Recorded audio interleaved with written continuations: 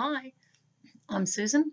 I'm from Worldpeacefull, and I felt some inspiration around reading from a very wise and inspired text, which I found quite by chance many years ago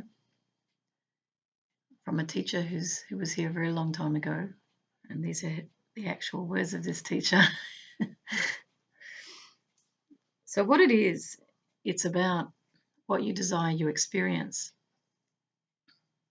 But before I start reading some short excerpts out of this, I might just go still for a few moments.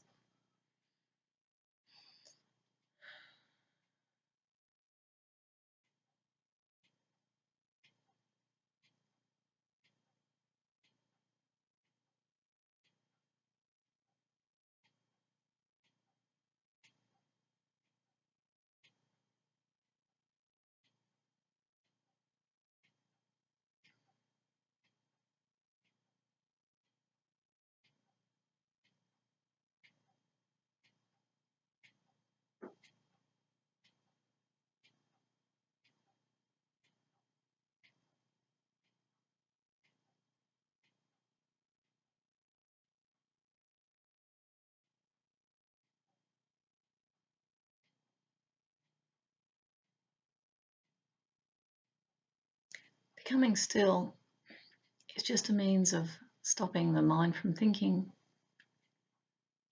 and remembering or reconnecting with who we really are, which is one with all of life.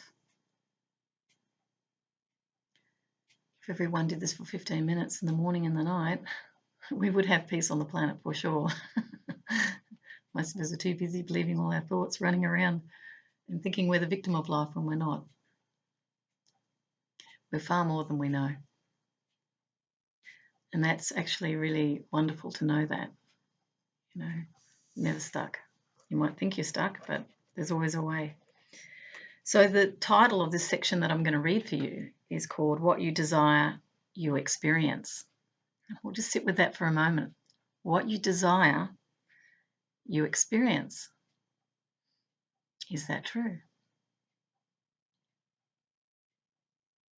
I know that everybody's thought is going to be, well, I wanted the red Ferrari and I didn't get it. I wanted the world trip. I wanted to win the lottery and it didn't happen. That's not true. Okay, well, let's read this and then you can think again. Beloved friends, you will only experience what you desire. That is why desire is always the first and most fundamental key to the process of awakening. It is why desire is the energy known equally by all minds, in all dimensions, in all worlds. It is by desire that you choose to relinquish the value you have placed upon limited perception. It is by desire that you decide to teach only love. It is by desire that the truth is restored to your mind, and that truth is really the peace, the joy, the innocence, the happiness. For it is by desire that you have been birthed from the holy mind of life. The simplest way to discover what it is that you desire in any moment is to simply stop and observe. So let's stop and observe. What thoughts are currently taking place within my mind? How am I perceiving the world that seems to be around the body? Most especially observe, how am I perceiving myself in this moment? What I'm feeling is peace, actually. And there's no real thoughts going through my mind. Joy is what I feel. With honesty, you will see quite quickly and quite easily what it is that you have most desired to experience in this moment. It can indeed be quite shocking when awareness begins to turn back on itself to observe the mechanics of its own thinking processes in the world. Then to hold the thought that the thoughts that are dancing in the mind are there for no other reason than that they have been desired by the truth of who you are. Isn't that interesting? So the thoughts going through your mind. To look back on one's own thinking process rather than looking out at others, but to actually anchor a centeredness to here and now and become the observer of your own thoughts. For you've created those thoughts, and I find that fascinating. You are that power which has been birthed from the mind of life, made in life's image, that is, with infinite power to create what you choose to experience. Desire, then, is integral to the understanding of the very process of transformation. For what you desire, you do experience. For when I walked upon your planet as a man, not me, in the book, seemingly cloaked in a body or as a body, I too had need of learning to observe the nature of my mind and to discover what it was I was desiring in any given moment. Vigilance for the truth means to retrain the mind until it desires only love, only the truth, only enlightenment, only peace, only reality. I'm going to say that again because this is something none of us are taught, and it's absolutely critical. When the mind has been so retrained, in that moment there is no longer any sense of a separate self struggling to find life. Hang on, I'm going back a bit here. I just skipped over it.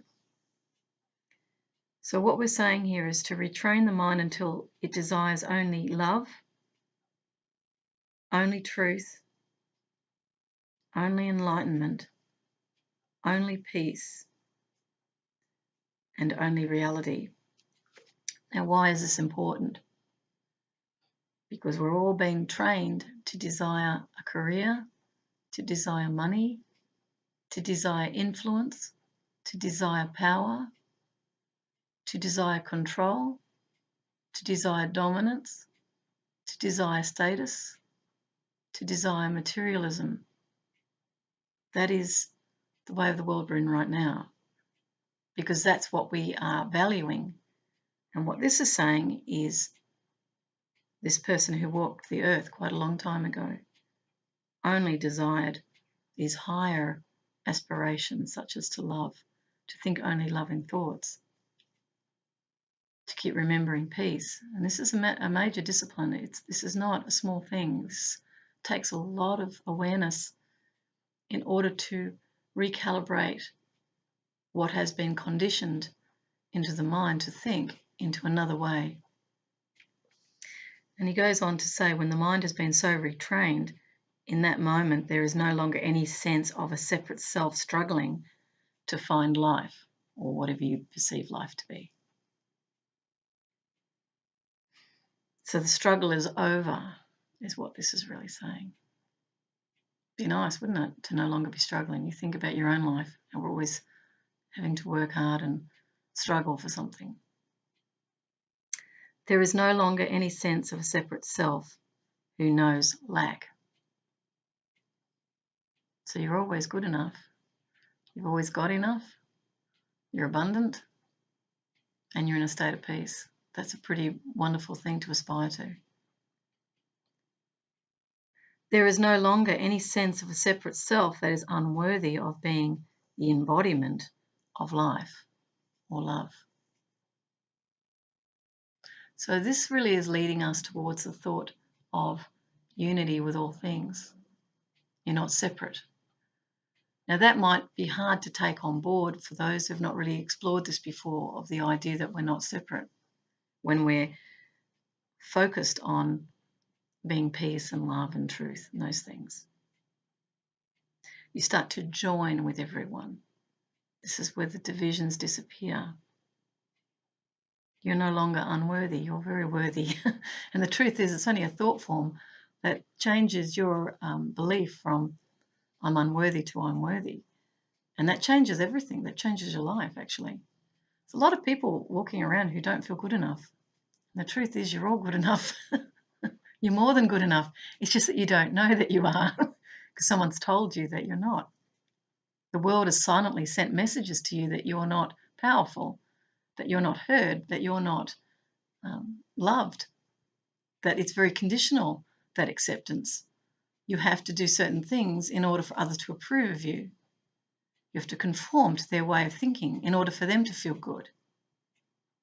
This way of seeing is recognition inherently that you are always worthy.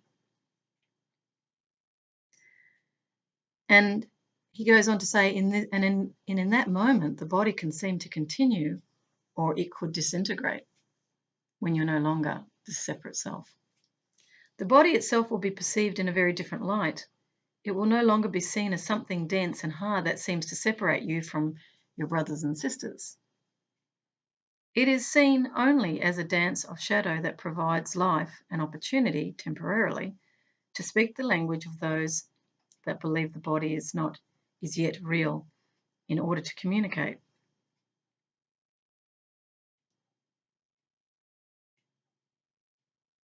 And to drop a pebble in the pond that sends a reverberation, a vibration, through the body that is emanated and is recognized by everyone, perhaps not accepted, but recognized.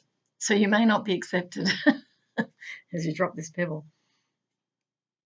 When you continually drop these pebbles, and they're talking about the thoughts of love for the other, and you can be in great disagreement with someone and still drop a pebble of love towards that other.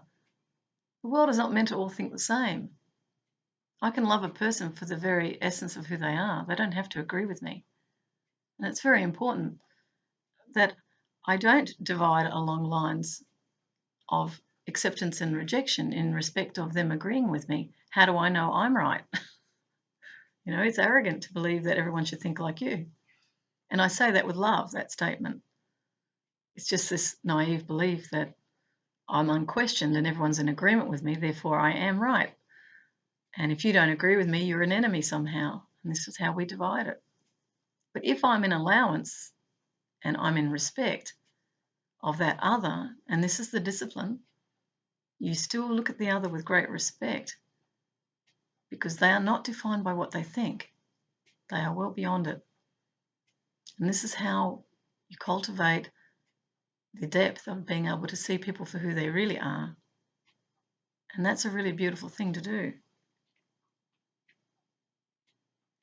He goes on to say, this is why you've heard many stories, some even related to me, that when a master walks upon the planet, something occurs in the energy field, the mind of those in his or her proximity. There is an energy that is transmitted. It is not the master changes them, it is that the truth in them is suddenly quickened into at least a very temporary remembrance of what is true. And an illusion can be dropped, or perhaps all illusions can be dropped. And I've heard of this before myself with other people who have been teachers who are alive today even, and they've cultivated such a purity in their energy field that it actually affects others around them. I can certainly say I've had an experience of that as a clown because I'm in a state of pure love and peace. And the cultivation of that consciousness through being a clown is that I continuously look at the other with love, look at the other with non-judgment, look at the other as beautiful. It's a way of seeing, I believe, the real world. I really do. I've come to see that people actually are very beautiful. They really are, but it's you that changes in order to see the beauty. You can't continue to look out upon the world with a very negative mind and say, oh yes, I've got to see people as beautiful. And that's what often religions will do. They'll say, you know, you have to love your neighbour or whatever.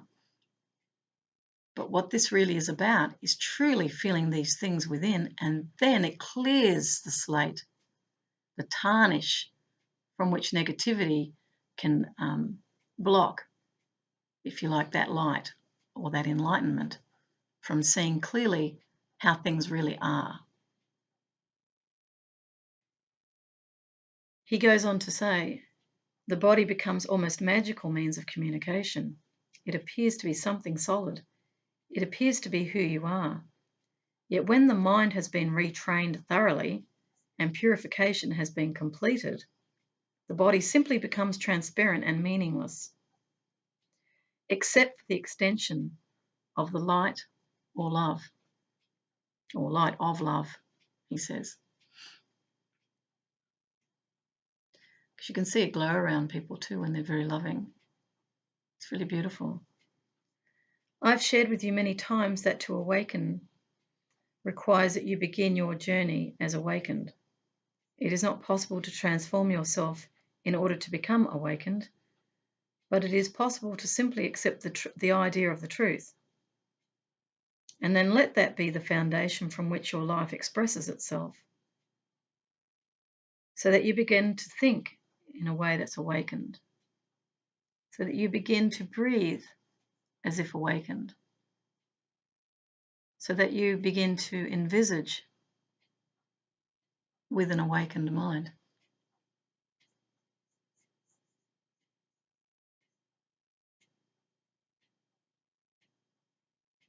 It's interesting. So really it's all about accepting the truth, the idea of the truth. And then that becomes the foundation from which life expresses itself. So you are being the very thing that you're seeking. And that's different from learning to be that very thing. And you know, it's very much about sitting in that vision and becoming it. And of course, the title to this section is What You Desire, You Experience. Okay, the next bit says, this is the title, the decision to accept the truth that is always true. That is true always. The way of transformation, and please listen carefully, is not a process of changing the unworthiness in you to the point where finally you are knocking at heaven's door and then you awaken. Rather, the way of transformation rests on your decision to accept the truth that is true always. I am one with life. Now that is out of the way, how would one loving and in truth live in this dimension? How would an awakened being bring himself or herself to each moment of experience? What voice would someone awakened listen to? What vision would he or she serve? The struggle to awaken is the very obstacle to its accomplishment. Interesting, isn't it? So you can't make it happen. You can't spend 20 years in a monastery trying to make yourself awake. It becomes the obstacle. It's not a trying. That is why the 5 minutes as awakened was given to you as a very simple exercise. And if you indeed do desire awakening above all things, would you not participate in it each day? Yes, although I forget sometimes. For what which you desire and love is that which pulls your attention to it. So that's the power of desire. It pulls things to you. If you love life, then let life pull you, attract you to spend 5 minutes a day in the realization that you can only be what you are created to be. It's interesting, isn't it? What are we created to be? Having accepted that as the truth, then inquire into your own awakened mind on how you will live this day. For the mind that is awakened sees no distinction anymore between being here and not being here. It sees no distinction between heaven and earth. It sees no distinction between eternity and time. It sees no distinction between the non-material and material or physicality. It sees no distinction between the extraordinary and the ordinary. That's interesting, isn't it, that statement? There's no distinction. It sees it all as one.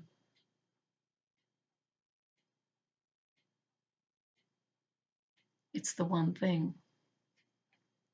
But rather, reality is returned to the mind, and it suffuses what the mind experiences. And the literal world that you thought you used to know, buildings, cars, governments, and all the rest, simply becomes a temporary harmless illusion that seems to have hoodwinked your brothers and sisters who are a part of you. Now that's interesting.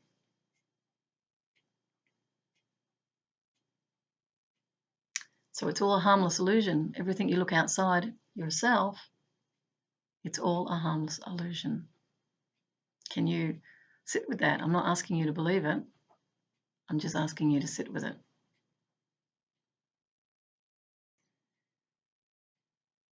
So your brothers and sisters are a part of you. I like that. That means that for me, there's no enemy. I see no enemy.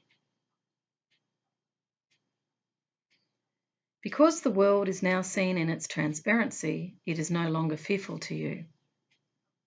You are free to walk and abide in it as long as the body lasts, quietly, joyfully going about your most extraordinary, ordinary tasks, except that you have been translated into the means whereby you demonstrate the truth of love to the world.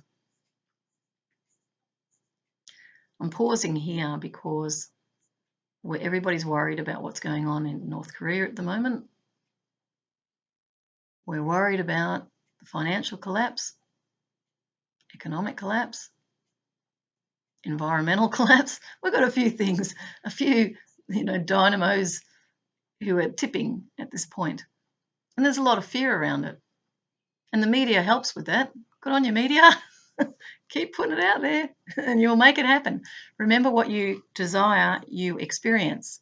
I want you to really think about that. And the decision to accept the truth that is true always, it depends what truth you choose to accept in your world as real. And if you're very powerful, which this is suggesting you are, what you choose to value, you will attract to yourself, most definitely. So in relationship to the various things that are going on around the planet, if we keep looking at it very fearfully, we attract what we fear. And as a collective of 4 billion people on the planet, I don't think they're all looking at television, but I'd say, a fair few are. Or they're watching the internet and they're believing the commentary, but they have not been given the tools to change the direction of their thinking in order to manifest what it is they really want, which is peace. They want, if they're in the business area, they want abundant business. There's no business to be had if you're in a war zone, unless, of course, you're supplying to that war zone, and that's a different interest. But again, that's because the value is placed very squarely on money. We value that, therefore we'll do anything, and we compromise our values in the pursuit of money because we say that's the bottom line. What this type of teaching is about is basically coming from a decision to only think thoughts of love, of truth, of peace, of compassion. Then you see the world.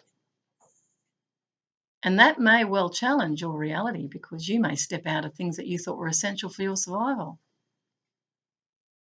But when one is seeing no distinction between, as this incredible teacher has said, between heaven and earth, eternity and time, No distinction between non-material and material or physicality. No distinction. Or the extraordinary and the ordinary. This is consciousness that's seeing things as one, and it's not favouring one over the other either. It's just accepting things as they are. And it's seeing the physical world as a temporary, harmless illusion. If we're eternal, that's how that can be seen as true. If you're eternal, depends on who you think you are. Are you the body, or are you beyond that? Are you energy? I mean, and it's not hard to step out of that idea that we're not our body, because many people have had near-death experiences and said that they've travelled outside of their body and looked down. I mean, I had a brother-in-law who actually was an anaesthetic technician at a hospital, and he and his doctor colleagues would be operating, and he was in charge of watching the monitor for the heartbeat, and if it flatlined, the person's dead, right? He said that it flatlined, and then the person, and they would all talk, the doctors and that, because these people are used to life and death. This is, for them, no distinction, I would imagine, although it's in their interest to keep people alive. But he was saying that suddenly the person would come back to life. And then that person later on would tell the nurses that she floated above, or he floated above the body and looked down at what was going on. Now, some will argue, oh no, they saw a point of light and that was really the light of the operating theatre. I've heard that one. It's not. They actually are floating above the body looking down, and they're describing what happened. Now, this anaesthetic technician that I know, he said there's no way they could know that. They were technically dead. But yet they reported what had happened after they had died. So therefore, they're not their body. So as far as I'm concerned, there's nothing ideal in that statement. I think it's very clear if you do a bit of research. It's easy to ascertain. There's plenty of people who have had out-of-body experiences, and there's plenty of people who have seen their relatives who have come back to visit. There's been amazing experiences if you go into this. It's really interesting. Now, that changes the paradigm of who we think we are. Whilst we think we're a frail, scared, separate self, we allow external conditions to determine who we are. And what this is saying is put firmly a value on love, truth, compassion, peace, life, and then that will change things for you. So the same applies with the international relations that we're seeing. If we keep seeing everything in a fearful light, we will draw it to us. The issue of terrorism expanded. It would never have expanded if there was no media. It would never. The terminology is now being applied to any sort of disruptive act, particularly if there's a religious perspective there. Now, that's not to condone any of those actions, not at all. I'm totally not for any form of violence as a source of solution or problem solving. I'm a great believer in dialogue myself, and really mediating between people so that they can learn about one another. And yes, I can see from extremist ideologies that they believe that is totally the word of God and anything else is not. Well, I would say to them with great love, love is the essence of the very thing you're worshipping. And what would love do next?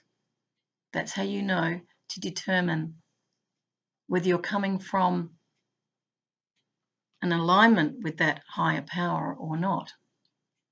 If you're hurting other people and separating yourself and creating an enemy, you're not in alignment. Doesn't mean that you're not worthy. It just means you're not in alignment with a fundamental, essential truth, which is we are all one. We're one family, all of us, and the family's fighting right now because it's believing thoughts about the other that are not true. You know that they're not true because you're feeling angry or upset or fearful. When you're really living in truth that is beyond words, you will feel joy, love, peace, and a sense of unity with the other. That's when we finally talk things through and we feel good about it. And all of us have had that experience. That is when you know love is guiding you, the guiding essence that resides within you. And of course, mine is just sharing a perspective. You have to choose yourself. So if we want peace in the world, We have to change ourselves, not the other. It's the dynamic that causes the violence, and it's the resistance between the two parties who are absolutely certain that the other is bad. Well, no, the other's not bad. The other's doing things out of a confused mindset, believing that this is going to further their interests on both sides. But it's not. Violence only creates more violence. You can only deal with violence through peace. That's why you cannot bring peace from violence. And often it's touted through those in conflict to say that they're bringing peace or democracy or they're bringing freedom. They're not. You can only be peace. You can only be democracy, and you can only be freedom. That is how you engage with the other. That's the only place where transformation can occur. So the world hasn't understood this at this point because they've not been exposed to different ways of seeing and thinking. And that's why I'm doing this for you now, is to at least show another perspective. And again, with great love and respect, you choose. You don't have to listen to me. I'm just sharing it because I feel an inspiration to do so. So this wonderful teacher goes on to say, reactivity, suffering, doubt, depression. In other words, dis-ease can only be the reflection of a decision to use the power of the mind to desire and therefore to perceive and experience what is unlike the truth. What is unlike the truth. So reactivity, that's I'm going to fight you, I'm going to pay back, revenge, that's reactivity. It's done without much thought, and it's done to hurt the other. And suffering, where I'm believing my negative thoughts about myself, or believing I'm trapped, or believing I'm a victim of this world, that causes suffering. Doubt, I'm not sure, maybe, you're kind of oscillating between. Depression. It's interesting that depression is written there. The suppression of emotion is what causes depression, because you're not in alignment with what is true for you. You're believing a lot of negative thoughts about yourself, and you're suppressing and have suppressed in your life your feelings because you're not allowed to speak up. You're not allowed to say anything. And that is what this teacher is saying would be unlike the truth. Freedom, peace, unlimitedness, and above all, fearlessness must necessarily be the result of the decision to use the power of the mind to remember, to realize, to abide in, and to extend the truth that is true always. Then the passing phenomenon called life is simply seen as a delightful dance. It has no purpose in and of itself. Isn't that an interesting statement? Life has no purpose in and of itself. I find that fascinating. So I'll read it again. Freedom, peace, unlimitedness means you have no limit. And above all, fearlessness. Go out into life without fearing it. Enjoy it. Must necessarily be the result of a decision to use the power of the mind to remember, to realize, to abide in, and to extend the truth that is true always. So that is what that means. Once you gave it a purpose, unlike life, but as awakened, the purpose that you see in the world is shared by that which created you. Your will has become the same as life's, or that higher power, same thing.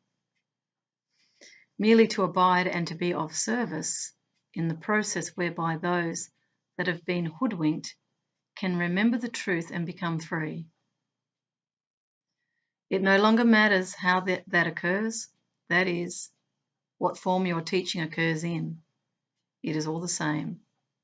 You see no difference between your form and someone else's form. For you will recognize the teachers of life or love or the higher consciousness is another way of saying it.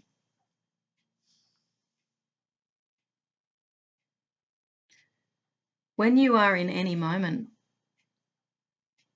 sorry, I'll repeat that, where you are in any moment becomes a gift, literally dropped in your lap as an opportunity to enjoy the remembrance that you are one with life, or that you are one with love.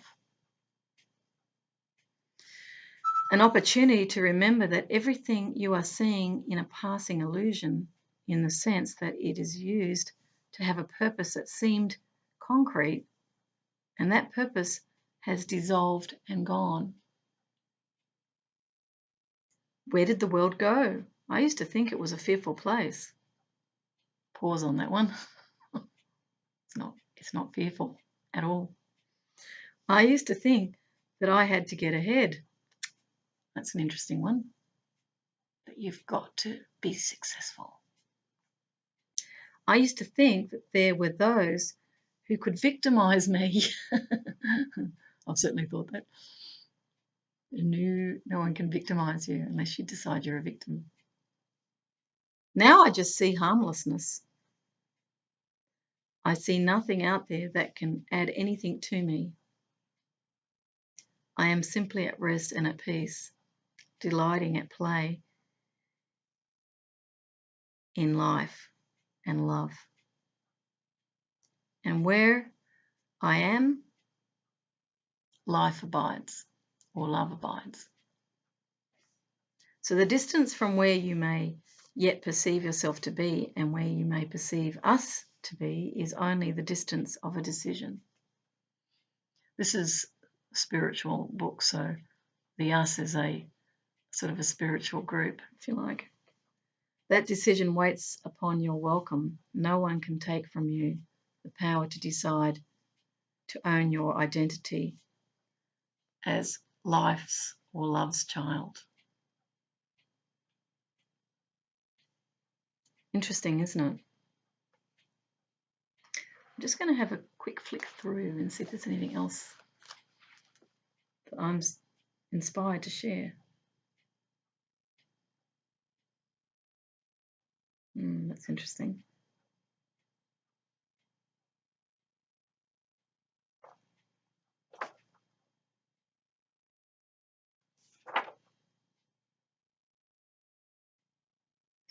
The point it's making here, or is being made here, is to spend 5 minutes each day contemplating your highest vision of yourself as life, love, infinite. It's been advised to do it without fail.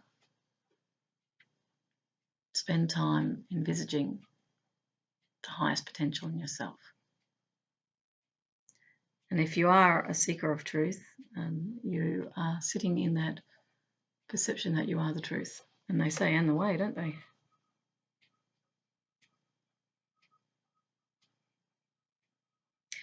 Might just read a little bit about the power of your thoughts. We all believe our thoughts. This is one of the, if you like, conflict dividers between people, is I'm right, you're wrong. That's how conflict happens. Absolute refusal to accept there's another point of view. There's a resistance that sets up between the two, and this is often what holds energetically the conflict in place. In reality, we don't know that because we're not taught that in typical conflict resolution. But those who go deeper into conflict start to recognize it's an energetic interplay between thoughts.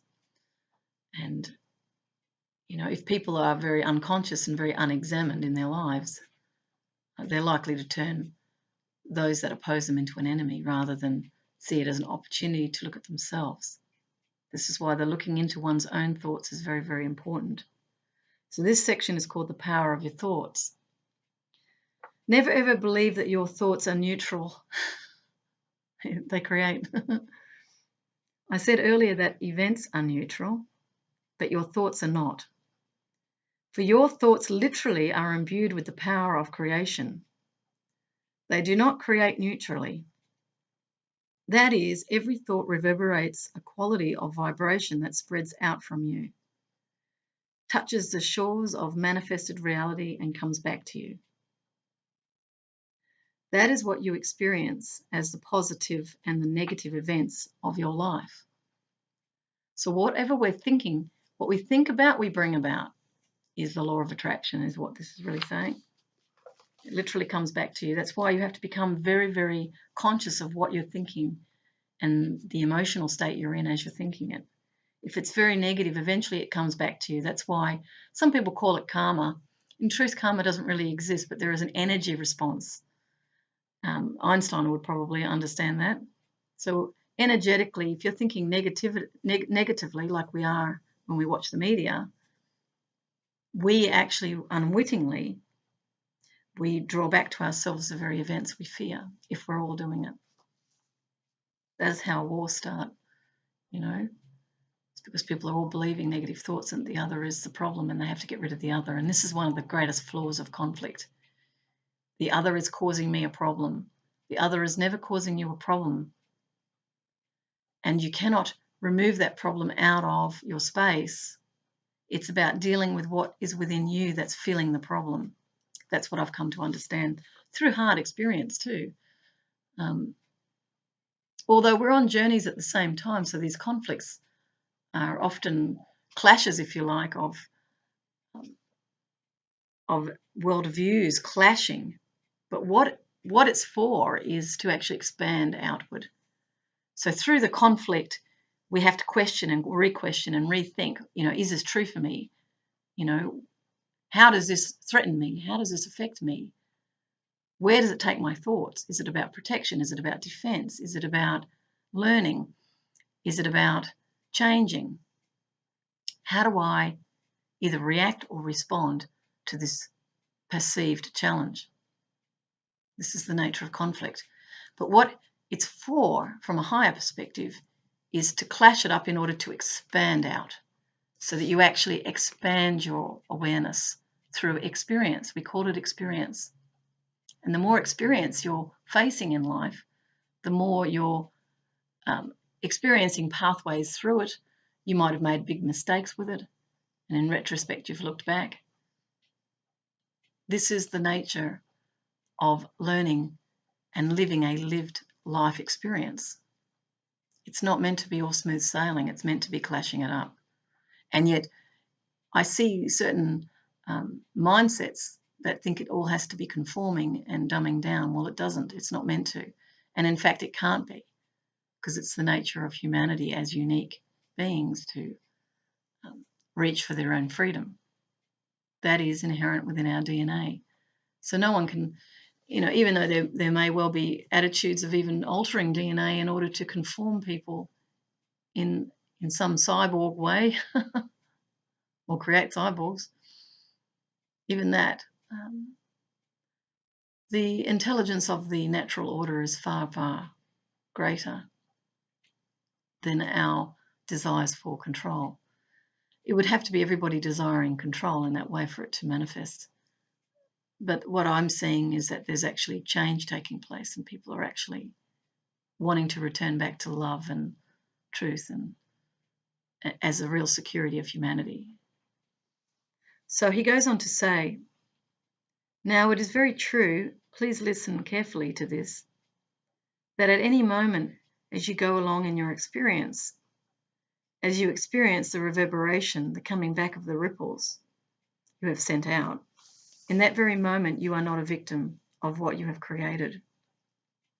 Because in each such moment, you remain as perfectly free as you were when you first dropped the pebble into the pond that even created the ripple in the first place. You are free to choose how you will experience the effect of that ripple. The key word here for me is experience. It's all about experience. And if you experience it with unconditional freedom, with unconditional acceptance, and love, forgiveness, neutrality, and innocence, you literally diffuse the effects of that ripple upon the pool of your own consciousness.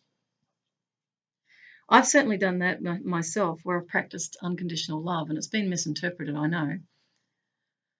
But unconditional love is to love under all conditions. It means I'm not going to weaken to dislike anyone because that's an untruth. And my life is dedicated to this higher truth. If I'm feeling discord, whether I like it or not, I have to go within myself and look at what it is that's causing that sense of powerlessness, that's causing fear, that's evoking unhappiness on some level. And it's not to say that the intent of the other wasn't negative, but the way of peace is to actually not mirror that in many respects. It's to tap into the highest part of yourself, which is love, and look back at the other, to see them for who they really are, you see, because they're never that negative other. They might play that out, but when you're interested in the truth that is true always, which I am, you can't go and fight them and go, oh, they're bad, and you can't discredit them either. You can't. You can speak the truth, about the situation, but you can't demonize and you can't hurt the other, because that's not true. That's not love. And that can be very difficult at times, because you can then feel yourself more vulnerable than the other because you're the one who's exposed. But that's where fearlessness comes in. You have to have the courage to be exposed. That means speaking your truth fully, and that can be very difficult when others are judging you.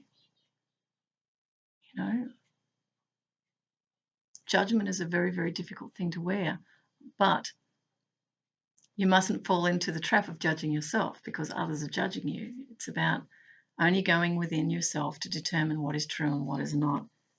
And that's what this is about. This is the peace in the world. This is how you bring peace into others' worlds as well. So it goes on to say, so this is the love, forgiveness, neutrality, and innocence, unconditional freedom and acceptance. You literally diffuse the effects of the ripple upon the pond of your consciousness. So you diffuse the discord that you could have felt by offering love, forgiveness, neutrality, and innocence. And then in that moment, you become instantly free to begin creating in a new way the ripples that you will experience in the future. And this is why you are never a victim of anyone's creation, especially your own. So you never attack back. You can't. Because then you're only hurting yourself. And that's why I've said in some of my writings and poetry, I've said what you do to another, you do to yourself. I'm not saying that as a sort of a throwaway comment. I'm saying it as a literal truth. What you do to another will come back to you. There is natural justice. And I'm sure the universal way of things wouldn't even call it natural justice, because justice is an inherent suggestion that someone has wronged you. Nobody's wronging anyone. We're just out of alignment with what is true, and it hurts. Is probably the simplistic way of expressing that, which in its simplicity reflects the depth of that truth. Simplicity is not simple-mindedness. Simplicity is uncluttered. Simplicity is clarity when you come down to the actual truth of a matter. It is not that life is so complex that you have created all these momentums and now you are stuck with them. So let's say you've gone through your life hurting people and bullying them and being horrible and criticizing and judging, all the guilt that you've carried around how you've treated your kids, the mistakes that you've made. So what is being said to you here is that you're not stuck with it all coming back on you and it's all over. No. In any moment that you get it, you can stop reacting as if you were a victim. So stop reacting like this person's harassing me, hassling me, because I don't want to look at me. It's their fault. That's the energy of, the victim state of consciousness, or the one that seeks no ownership of what one is responsible for, one's own actions. So you stop reacting in that way, and as if you were a victim, and you look merely at the ripples that are coming back to you, that you have sent out from yourself, and you say, this has come into the field of experience as an awesome mystery. This means that I am an awesomely powerful being. How's that? Therefore, I will look lovingly upon this ripple. So that ripple could be a criticism. It could be something very shocking that's come back to you. It could be someone has broken a friendship with you. Can you receive that with love? Let's say you sent out something that hurt that other unwittingly, and it's come back. Can you receive it with love? Is what that really means. He goes on to say, yes, I know it needs to play itself out, but as it does so, I'm going to be wise enough to see the transparency of it. So karma, or what you put out, comes back. The events we're seeing in the world, they're culminations of pebbles that have been dropped in a negative way, of seeing an enemy, I must fight them, I must destroy them. That would be the plonking of those stones in the pond. So can you be wise enough to see the transparency of this event playing out? Things have to play out, and they are playing out for sure. To see the lack of effect that it really has. It doesn't change who I am. You only take it personally when part of you agrees with the other. You might feel that you're worthless or you're powerless. You might believe them.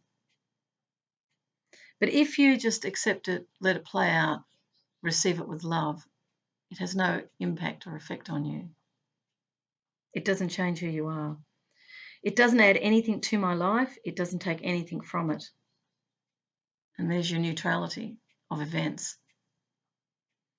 It merely is an experience called life passing through the field of my awareness. It's just life. See if you can connect to that thought. If I look lovingly upon it, if I embrace it, I can transmute it, and therefore already be engaged in the process of creating a whole different kind of vibrational ripple that will create my tomorrows. So if anybody has hurt you, you feel that they've hurt you, the truth of that matter is that you've believed something about what has been said and done. Something within you has believed it, and yet that's where the hurt comes from. If you didn't believe it, if you knew it was untrue, you wouldn't be hurt. You could be shocked at a way an event is played out, but that's life as an experience coming to you to decide who you are. And there can be great gold in conflict, in respect. If you're willing to really look within, you can learn a lot about yourself. You can see where your fears are, because they become evident when you're feeling that people are out to hurt you. Then over a time, as you're making peace with this, once you stop resisting it and you start to go into a space of great acceptance, it doesn't affect you. And if you're able to, and this is a very high level of awareness, if you're able to look at that other with unconditional love, that's when you're seeing the truth that is true always. Because you are not the physical body that you think you are beyond that, and you're connecting to an identity that, in this case is of the universal virtues of love and peace and joy and truth, which some might call, the virtuous life has often been reflected through spirituality, through religions, as people have tried to connect to those higher virtues of humanity. But unfortunately, it gets distorted when we divide from one another. And these essential teachings are not about division, they're about unity. Because that's who we really are. We're all the one energy, love, permeating creation. And if you believe your identity is actually not your body, but it's beyond that, well, then that changes everything. You'll never be the same again. You will never look upon another the same way when you change who you think you are. If you think you're your job, or you think you're your role, or you think that you're your religion, that's fine. You can go through life with those thoughts. That's not a problem. But there will be more pain in that because there's always the other to contend with. And always someone will think differently from you. So the way of the peace and the life and the love and the truth and the way is non-resistance, in truth. It's a hard one, but you've got to practice. And to recalibrate your own consciousness or your own training or your own conditioned mind patterns away from selfish self-interest, which is all about me, to a sense of I'm one with all of it, shared interest. And I believe when you see the other as yourself, that's the transcending of all conflict. If I was that other, what would I need? If we can look at all conflict in that light, if we're dealing with, say, Korea, and we're saying, okay, if I was that other, what do I need? Well, this other is clearly scared. This other needs to feel security. How do we bring security to this other? If that is our intention, is peace. If our intention is vested interest and self-interest, we're not going to care about what they need.